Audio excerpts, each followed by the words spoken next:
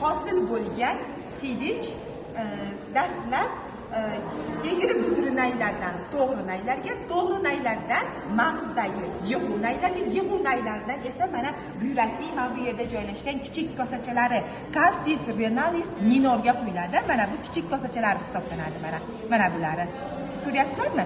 Mag'izni bevosita davomi mana hisoblangan kichik kosachalarga quyiladi. Kichik kosachalar har bitta buyrakimizda 8 ta 9 tadan joylashadi. Kichik kosachalardan esa katta kosachalarga quyiladi. Kalsis renalis mayorga. Kalsis renalis mayorni 3 ta qismi bor deganimizda, kalsis renalis superior, kalsis renalis mediana, kalsis renalis inferior. Ya'ni katta kosachaning yuqorgi qismi, o'rta qismi, pastki qismi bor.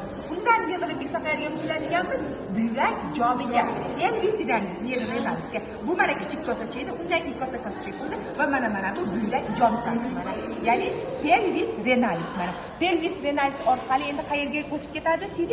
Siydik yo'li, ya'ni uretrga o'tib ketadi deganimizda, siydik yo'li uretr deb ataladi. Uzunligi necha santimetr deganmiz? 25-30 santimetr deb aytganmiz. Mana endi mana siydik nayi 25-30 santimetr bo'lib turib, qayerga kelyapti? Mana bu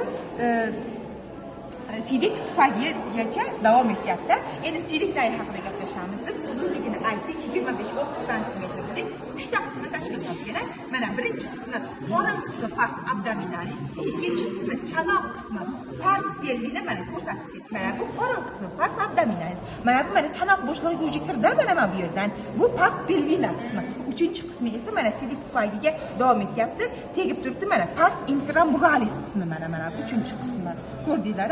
Mana shu 3 ta qismdan tashkil topgan deb aytganmiz. Bundan tashqari endi biz aytganmiz siydik nayini, siydik tufagini devorlari necha qavat deganmiz? 3 qavatdan tashkil topgan. Tashqi devori tunika adventizial biriktiruvchi to'qima tashkil topgan. Ikkinchi devori tunika muscularis muskul qavati va uchinchi qavati tunika mucosa shilliq osti qavati deb aytganmiz. Yaxshi. Endi biz nima